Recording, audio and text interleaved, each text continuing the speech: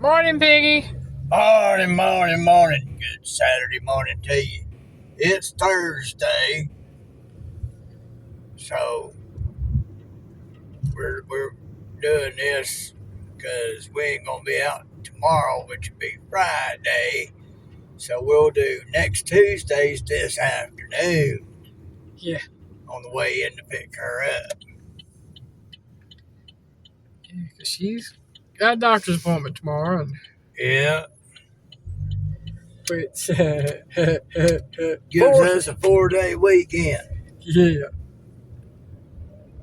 So we won't mind that too bad. We'll go back out this afternoon and fill up the gas and do whatever we need to do for the set up for those 4 days, and then sit home and not do a blasted thing. Well, that's what we normally do to get ready for the weekend. Trust the mouse. Northwest Exterminating. Trust the mouse? Okay, you're gonna trust the mouse and be an exterminator. It's like saying trust the roaches. And that's like putting the fox in the hen house. Yeah. And trusting it. Yeah. Let's see. Call northwest.com. Okay, you're going to call the website. Y'all need a little work on your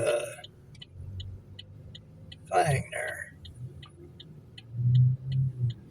I sit here going, yeah, because not enough not enough letters to make a phone number, and it is a .com, so that would be a website.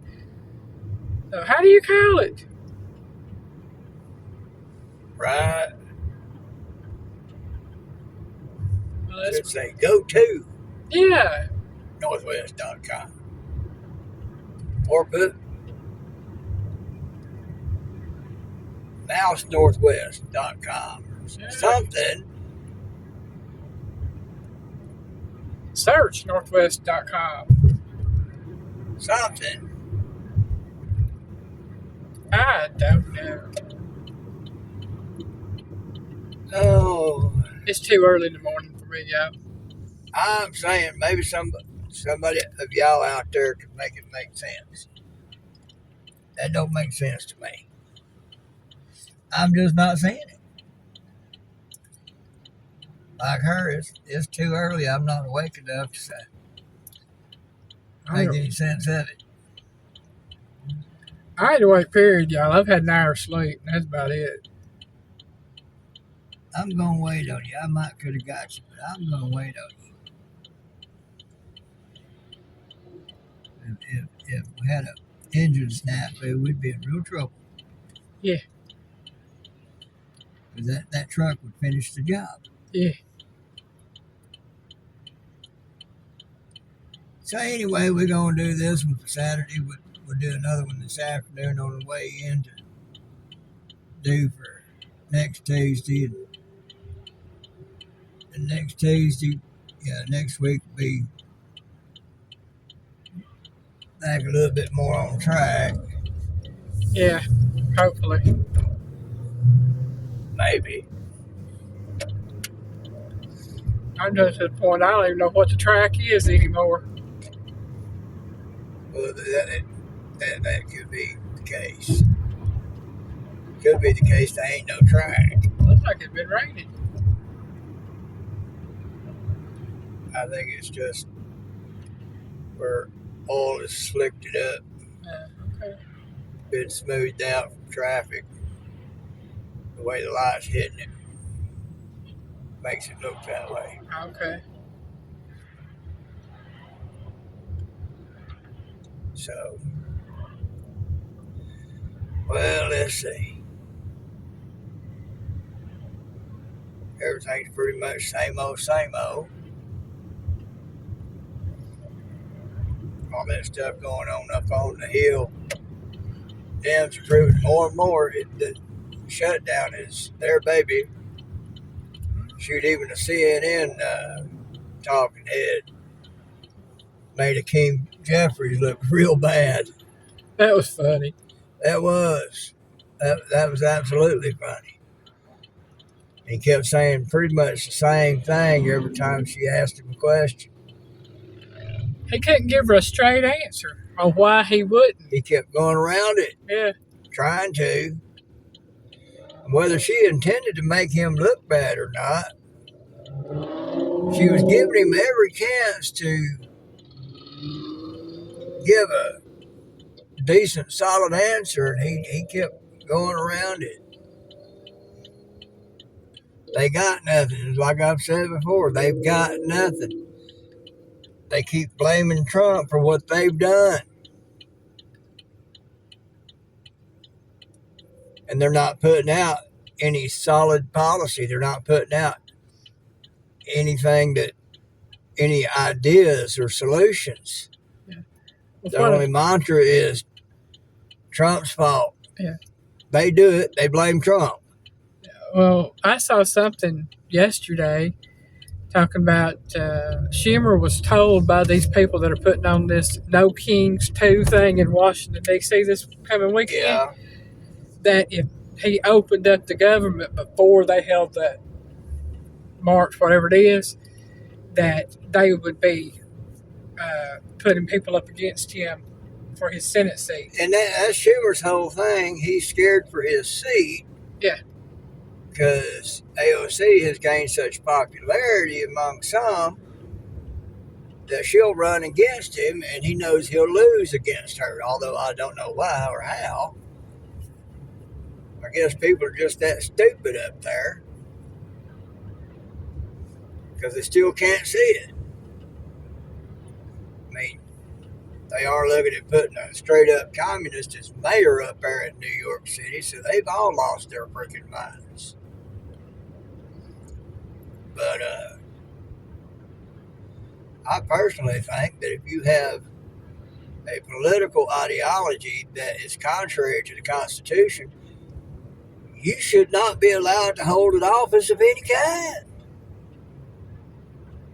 Communism, socialism, Sharia, all those things are antithetical to the Constitution and should not be allowed. I don't care if there's people out there that want that. If they want that, go to a country where those political systems are already there. And if you've moved here from a country that had those systems and you want them here, go back where you came from. Right. You come here to get away from what was destroyed there, and then you want to bring that destruction here. No. That should not be allowed. It's like the freedom of speech. You got freedom to speak what you want to, but you're not free from the consequences of the speech you speak. That's it.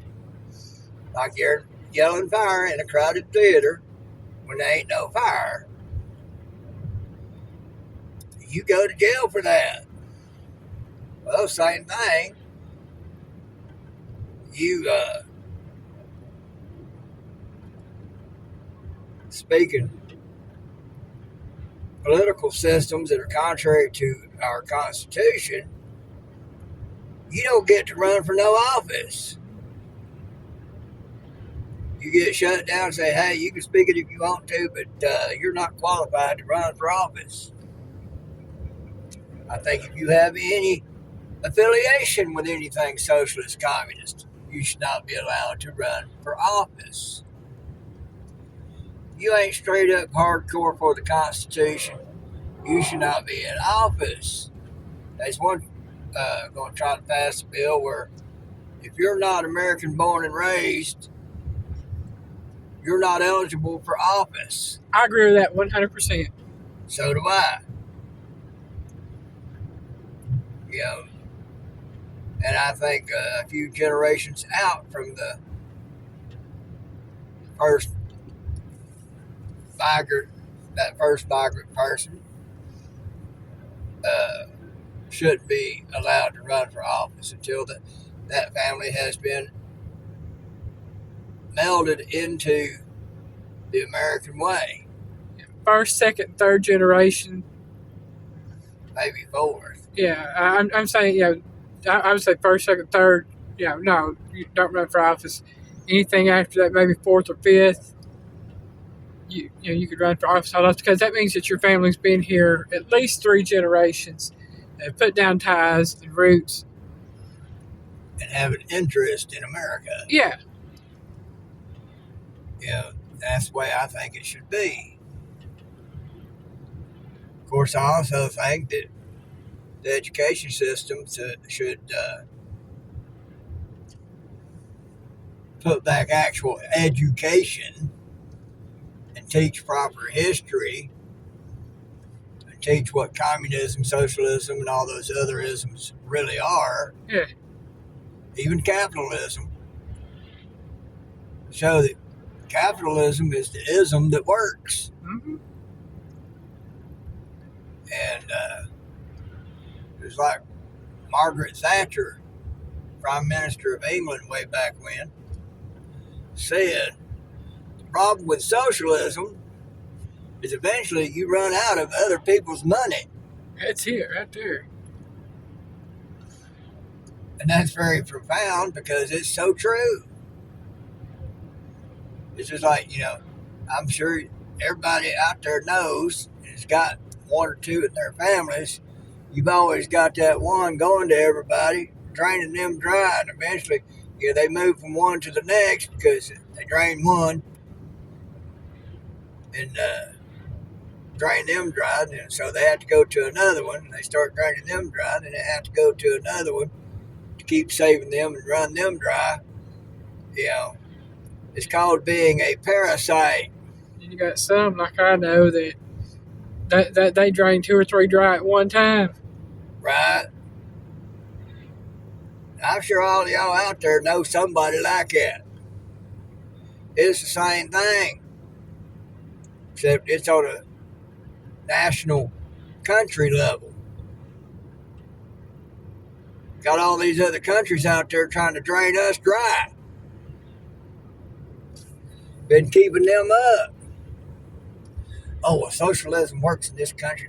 Yeah, it's because we're sending them foreign aid. Without that foreign aid, they would go bankrupt. I say we need to cut off foreign aid to every country until we get our country taken care of. Right? Yeah, I get it. We don't want to see nobody go through anything bad and struggle. But, hey, 3/4 of America is struggling right now. If not more. If not more. Maybe 80, 90%. Only your top 10, 20% of people are able to make a decent income aren't struggling. It's like I said, during COVID and other parts of Obama the second, Biden, I've seen people driving brand new Mercedes, BMWs, big Suburbans, and all like that, shopping at Aldi's. Save a lot. And save a lot. Poor people's stores. That's how bad it is. Still see some once in a while. Because everything's so outrageous. Because of Bum and Biden. Trump's first term, he was getting it a little better for us, but he had bad actors planted inside of his admin working against him. And I'll even go another Republican, Bush. I did not like Bush. Later years proved out why. So, because he's a part of that cabal. So, it should go back the way it used to be. You went to go get in office, and do like Trump, spend your own money to get there because of love of country. And have some actual solutions to problems instead of trying to keep everybody else in the world up, propping up their political systems because they don't work. They only work because we give them money. Trump making them pay part of their GDP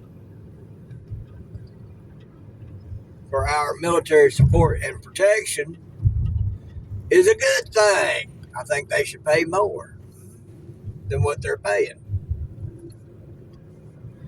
I mean, we over there giving you money to prop up your socialist political system and ability to have anything. And we're putting our military over there to protect you. Yeah, you should be putting out more of your GDP. That's why they got free health care and all like that, because their taxes are high and they're getting money from us. But you find people in Canada, the UK, and other countries coming here to get better medical care if they've got the money, because their free health care, you might wait a year to get sane, and that's 6 months longer than you got to live. So, I mean, If you have to have surgery, well, the government tells you if you can have it or not. Yeah. That's what's wrong with socialism and free health care. It ain't free. You're paying taxes for it, plus getting money from us to help support your system for it. That's why there's seem to work. Yeah. They're talking about, the shutdown is, the Democrats shut it down because they're wanting an extra $1.5 trillion for the Affordable Care Act, Obama crap. All that was a tax. The Supreme Court ruled on that. They called it a tax. It ain't health care. And the solution is real simple. Cut that out and go back to insurance companies having to actually compete against each other for your business. I agree with that. I also agree that if an insurance company is going to make a decision on whether or not they're going to cover a medical They don't have a choice. You get insurance to guard against that and have it for when it eventually does happen. Then you have a claim. They pay it. No questions asked. That's what insurance is for. This is the way it was explained to me by insurance people. I'm talking about underwriters and everything. Yeah. People who knew what insurance was. Well, now that they'll say that you don't need it, even if the doctor says you do, I'm saying they need to have a medical professional on staff stating whether or not it is a necessity. If the doctor says I need it, then I need it. and I see that he ain't BSing me, and I want it for my health, then I get it. And my insurance is going to pay off on it, because that's why I pay insurance premiums, because they're making billions and trillions of dollars off of your premium. They take all your premiums from everybody they've got paying them for insurance. They lump it together and they invest. I work for a life insurance company, and they were the fourth largest door-to-door life insurance company out there. And they were investing $7 billion every single hour of every day. $7 billion per hour, non-stop, in investments. That's how much money they're able to get off these insurance premiums. And they don't want to pay out a claim. So, it don't matter how big a claim you got, they can pay it with no problem and not feel the pinch. So, insurance, getting back to that, thank you. Insurance, simply put, is they're betting against you that these things ain't going to happen to you. You're betting against them that they are. Because eventually they are going to happen. Maybe not to you, but to somebody. And death is going to happen to all of us. Yeah. So, but they're betting against you. And all they're doing, they're going to make a new job, I think. And all they're doing is they're getting your premiums and putting it together with everybody else's premiums and making investments. Those investments have serious returns. If they didn't, the fourth largest in the world wouldn't have been investing $7 billion per hour every hour of every day. That's how much money they were making. Imagine the three others above that one. It's a lot of money. So insurance is $1 trillion business. If they've made it mandatory, everybody got to have it. Well, some of it. Some places, other places you don't. But if you can afford it, you get it. If not, well, you just tough out of luck. But they're making trillions of dollars a year. So they can afford to invest $7 billion per hour every day. That one company. So they can pay your claim no problem. So if I'm paying premium and I'm paying for this and this and this and this and this and this on the policy, something comes up under those categories and I want it, my insurance better be paying off like it's supposed to. That way I have good health. And so you make the insurance companies go back to competing for your business, and your rates will get lowered, and your options will get better. Bottom line, that's just simple business 101. Simple economics 101. That's how it works.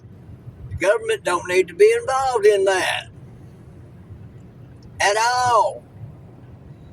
And the insurance companies shouldn't be allowed to say, you can have this and you can't have that.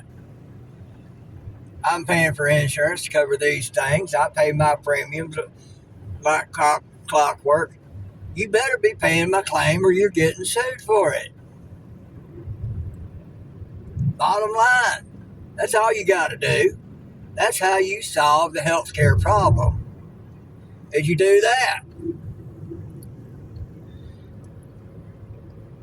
And you get all the leeches off of Medicaid, Medicare, and all that other stuff. People that have a hard time or struggling trying to come up. You get the leeches off of that. Hey, guess what? All of a sudden, you got tons of money to pay for citizens who need that help. It's common sense. Basic capitalism, basic economics. I mean, it's just that simple.